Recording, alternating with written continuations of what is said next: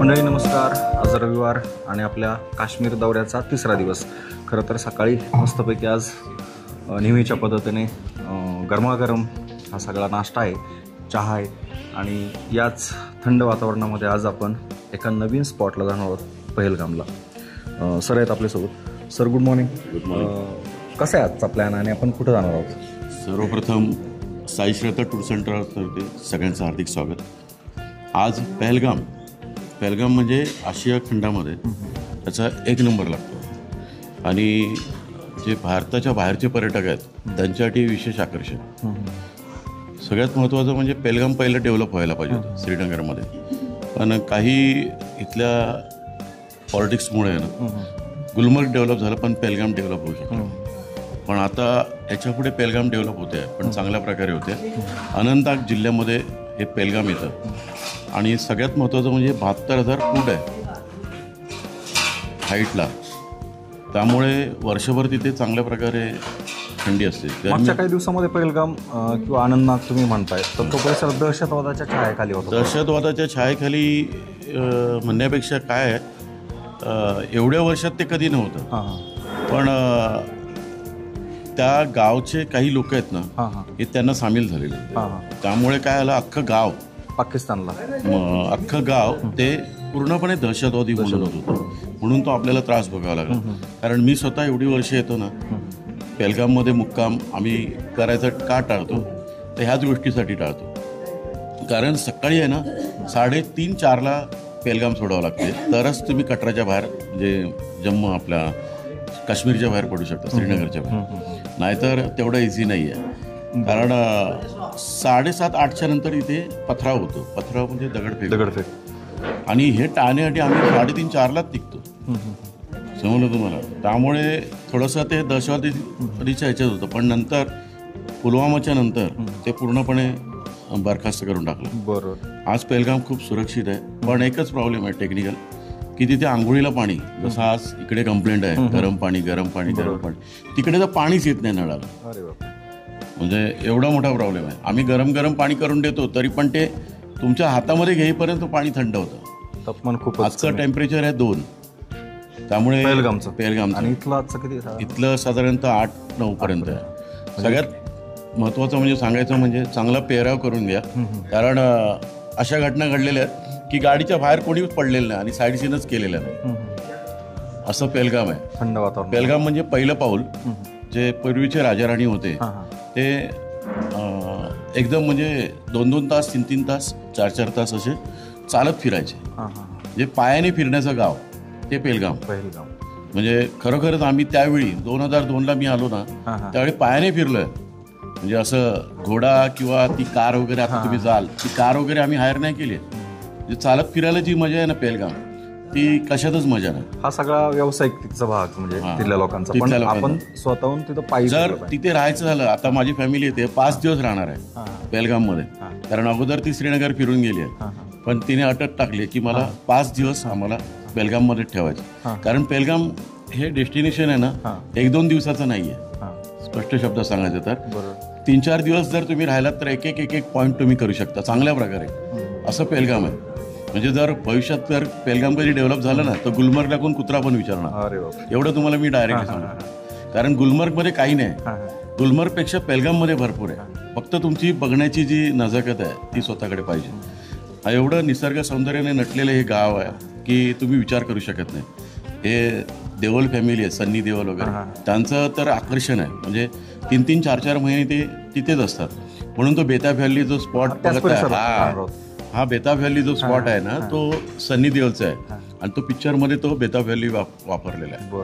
आणि सगळ्यात महत्त्वाचं म्हणजे जास्तीत जास्त शूटिंग्स ह्या इंडियाच्या ह्या पहलगाम परिसरात झालेल्या आहेत. आता आपण श्रीनगरवरून निघाल्यानंतर साधारण किती अंतर असणार आहे? साधारणतः पाहणार आहोत आपण 95 किलोमीटर्स आहे आणि इथून तुम्हाला 3 तासात तुम्हाला टच होईल. म्हणजे आता आपल्याला जम्मूच्या बाजूला जायचं. जम्मू नाही, जम्मू क्रॉस आहे, थोडंसं क्रॉस आहे आणि तुम्ही तिथे पोचाल. सगळ्यात महत्त्वाचं म्हणजे चंदनवाडी करायचं आहे सुरुवातीला. त्याला ABC बोलतात. चंदनवाडी म्हणजे आरू, बेताब व्हॅली आणि चंदनवाडी, त्याला ABC बोलतात पॉईंट. म्हणजे शॉर्टकटमध्ये तिकडे. अशा प्रकारे तुम्ही एन्जॉय करू शकता ना की तुम्ही बिलीव्ह नाही करणार. कारण आम्ही ते 3 स्पॉट असे शोधून काढल्यात की काही नाही केले तरी चालेल, भरपूर स्पॉट आहेत तिथे, पण हे स्पॉट करा असं आम्ही सगळ्यांना सांगतो. त्याला ABC पॉईंट म्हणतात. बरोबर. आणि चांगल्या प्रकारे एन्जॉय करा. भरपूर बर्फ आहे आणि कदाचित आज हिमवृष्टी होण्याची शक्यता आहे. अरे बापरे. हा, तो एक आनंद मिळतो. तो एक आनंद आपण 2 दिवस पाहतोय निसर्गाने खूप चांगली साथ दिली. आपल्याला खूप सगळ्यात महत्वाचं म्हणजे काल तुम्ही जो स्पॉट केलात म्हणजे लोकल साईड सीन, ऊन होतं, तुम्ही पाहिलं असेल. बरोबर. हे म्हणजे सगळ्यांचं तुमचं नशीब आहे. म्हणून आपल्याला छान प्रकारे फुलांचा आनंद फुलांचा पण आनंद घेता आला. आणि तिथे तर अमिताभ बच्चन आहेत, त्यांची शूटिंग म्हणजे अमिताभ बच्चन किंवा राजकुमार ह्यांचं ते स्पेशलायझेशन आहे ते टेरेस गार्डन. म्हणजे पहिल्यापासून ते अट टाकायचे समोरच्या निर्मात्याला. आपण ती पाहतो. समोरच्या निर्मात्याला अट टाकायचे की आमचं शूटिंग जर व्हायचं असेल ना तर श्रीनगरमध्ये ट्युलिप्स गार्डनच्याच वेळी व्हायला पाहिजे. म्हणून सगळ्या पिक्चरमध्ये राजकुमारच्या ना ट्युलिप्स गार्डन असणारच असतं. बरोबर. हे बघा अमिताभच्या एकाच पिक्चरमध्ये आपल्या सिलसिलामध्ये. एक शेवटचा प्रश्न. आपण काश्मीरमध्ये आहोत आणि काश्मीरमधली नावं खूप गोंडस आहेत, प्रेमात पडणारी. सोनमर्ग, गुलमर्ग, पहलगाम. तर या नावांकडे कसं पाहताय तुम्ही? नावांकडे पाहण्याचं म्हणजे काय माहिती आहे, प्रत्येक देशाचं. आता मी पहलगामचं तुम्हाला विस्तार हे करून सांगितलं की पहिलं पाऊल म्हणजे बघा त्यावेळेच्या राजाने नाव कसं ठेवलं असेल. म्हणजे जर फिरायचं झालं तर पहिलं पाऊल कुठे पाहिजे तुमचं? पहलगाम. आणि ज्यावेळी मला सेटल व्हावं असं वाटलं ना त्यावेळी मी पहलगामच सेटल केलं. म्हणजे माझ्या लाईफमध्ये मी असं ठरवलं, कारण तुम्ही आता जाल तिथे मी तुम्हाला म्हणजे माझं दुसरं घर इथलं दाखवेन. नक्कीच. आणि तिथे गेले आम्ही तुमचं दुसरं घर आहे, तिथल्या नागरिकांशी सुद्धा गप्पा मारणार, तुमच्या कुटुंबातलीच लोक आहेत ती, त्यांनी सुद्धा गप्पा मारणार. आपण जाणार आहोत त्या ठिकाणी, भेटणार आहोत आणि हा सगळा आजचा प्रवास या सगळ्या पर्यटकांसोबत जाणून घेणार. धन्यवाद सर. तर आज आपण निघालोय पहलगामला आणि सरांनी सांगितलेलं -2 टेम्परेचर आहे. खूप काळजी घ्यायची आहे. काश्मीरमध्ये श्रीनगरमध्ये आता आपण आहोत आणि मागच्या बाजूला जर पाहिलं थोडं तर आम्ही आता ज्या हॉलमध्ये किंवा ज्या हॉटेलला उतरले, बाहेर साईडला बऱ्यापैकी आता मस्तपैकी कडक ऊन पडलेलं आहे. रविवारचा दिवस आहे आणि आम्ही सगळेजण जाणार आहोत पहिल्या पावलावर पहिलं पाऊल पाहण्यासाठी पहलगामला. आणि तुम्ही सुद्धा पुढचा प्रवास आमच्यासोबत जाणून घेणार आहात. धन्यवाद.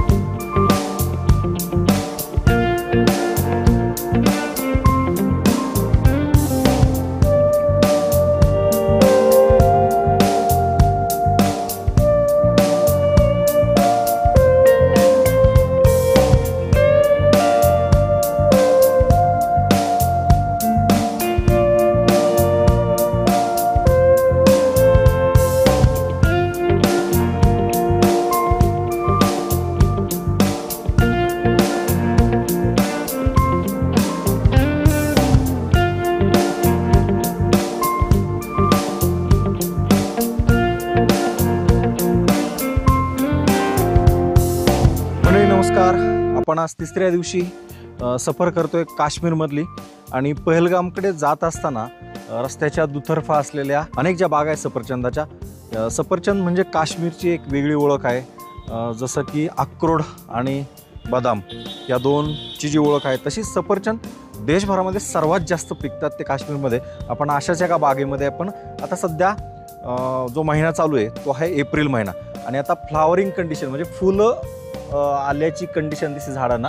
आत्ताशी ही जर पाहिलं तर अगदी छोटी पांढरी शुभ्र फुलं ह्या सगळ्या झाडांना लगडलेली आहेत. आणि जसं की येताना जे स्थानिक नागरिक आहेत त्यांच्याशी गप्पा मारताना त्यांनी सांगितलं की दिवाळीच्या आसपास म्हणजे नोव्हेंबर डिसेंबरच्या दरम्यान फळं लागायला सुरुवात होतील ह्या पांढऱ्या फुलांच्या जागेवरती. आणि ज्यावेळेस ही पुढचा 2-3 महिने म्हणजे August, September, October, November, December तोपर्यंत साधारण 4-1 महिन्यानंतर ही फळं बऱ्यापैकी दिसतील. आणि एकदम क्रॉपिंग सीझन जो आहे तो आपल्याला माहिती आहे की साधारण ऑगस्टपासून सुरू होईल डिसेंबरपर्यंत आणि मग काश्मीरची ही सफरचंद मार्केटला यायला सुरुवात होतील. खरं तर खूप मोठं अर्थकारण या भागात आहे. प्रत्येक शेतकऱ्याकडं 5-10 एकरवरती ह्या सगळ्या बागा आहेत. आणि आम्ही ज्या ट्रॅव्हल बसमध्ये प्रवास करतोय तो ड्रायव्हर सांगत होते स्वतःची सुद्धा 10 एकरच्या आसपास ही सगळी सफरचंद आहेत. आणि आता जर पाहिलं तर ही मस्तपैकी सगळ्या पांढऱ्या शुभ्र फुलांनी बाग सजलेली आहे. सर्वत्र आपण जर पाहिलं तर ही झाडं अगदी छोटी झाड आहेत. म्हणजे आंब्याची जी हायब्रिड व्हरायटी आपल्याकडे आहेत तशा प्रकारची झाडं आहे. मागं लांबच्या लांब ह्या सगळ्या बागा दिसत आहेत. आणि आता पांढरं शुभ्र फुलांनी ही सगळी लगडलेली आहेत. आपल्याला सफरचंद खायचं म्हटलं तर सध्या इकडं उपलब्ध नाहीत कारण स्टोरेजमध्ये आपल्याकडं इतर उर्वरित भागामध्ये देशाच्या स्टोरेजमध्ये ठेवलेली कोल्ड स्टोरेजला ठेवलेली ही सगळी सफरचंद आपल्याला खायला मिळतात. सध्या तरी हा हंगाम बंद आहे. आता फ्लावरिंग कंडिशन्स आहे त्यामुळे काही दिवस प्रतीक्षा करावी लागणार आहे कारण काश्मीरमध्ये प्रत्येक सीझनला वेगळेपणा असतो. जे 4 सीझन वर्षभरातले उन्हाळा, पावसाळा, हिवाळा आणि इतर 3-3 महिन्याचा जो फरक असतो काश्मीरला आल्यानंतर तुम्हाला प्रत्येक सीझनला काश्मीरचं वेगळं सौंदर्य पाहायला मिळतं. आता आपण जसं काल ट्युलिप गार्डन पाहिले तसे आज सफरचंदाची बाग पाहतोय पण सफरचंद मात्र आता यावेळेस पाहायला मिळणार नाही. रस्त्याच्या बाजूला जे मार्केट आहेत, छोटे छोटे स्टॉल आहेत, इथं मात्र सफरचंद विकायला आहेत. आपण तिथेही पाहणार आहोत साधारण रेट काय आहेत. आपल्याकडं साधारण 150 ते 200 रुपये किलोपेक्षा जास्त रेट आहेत. इथं काय ते पाहणार आहोत.